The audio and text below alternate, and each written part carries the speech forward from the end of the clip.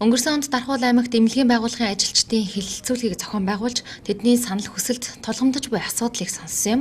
Тухайд эмнэлгийн тооног төхөөрөмжийг шинжилэн сайжруулах, мөн өрхийн эрүүл мэндийн төвүүдэд автомашин олгох хэрэгцээ шаардлага их байгааг эмнэлгийн ажилчид уламжилж байсан юм а.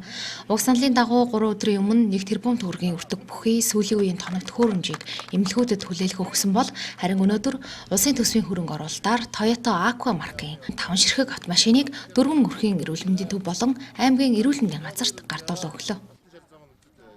Мэдээж өрхийн эрүүл мэндийн төвүүд бол өөрөө санхүүжилттэй өөрөө орлогоор үйл ажиллагаагаа явуулдаг ч гэсэн ялангуяа эрүүл мэндийн салбарт бол томоохон хөрөнгө оруулалтыг бол тэр болгон хийж чаддаг.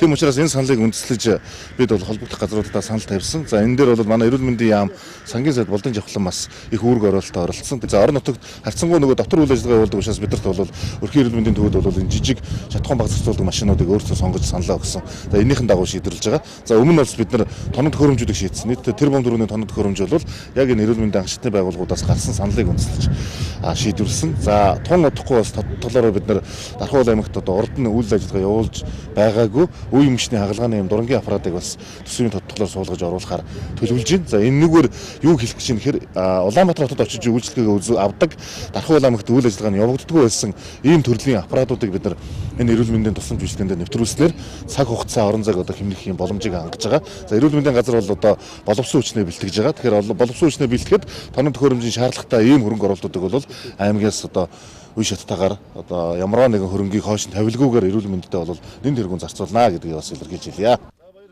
Уг машинууд нь 2019 онд үйлдвэрлэгдсэн 2024 онд Монгол улсад орж ирсэн автомашинууд юм.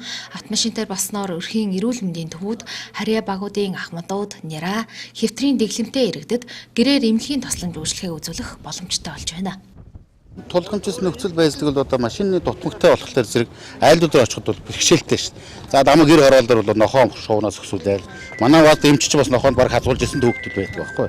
Тийм тулгамжлыг бас одоо ингэж ярилгана гэдэг чинь бас том завшаал болж байгаа юм л да. Одоо нэг эдийн засгийн хэмнэлт гэдгээр арайдууд бас нэг гэр хороолмол энэ тийшээ явах чинь бензин зарцуулалтыг багт тооцохгүй бол одоо хэцүү шүү дээ.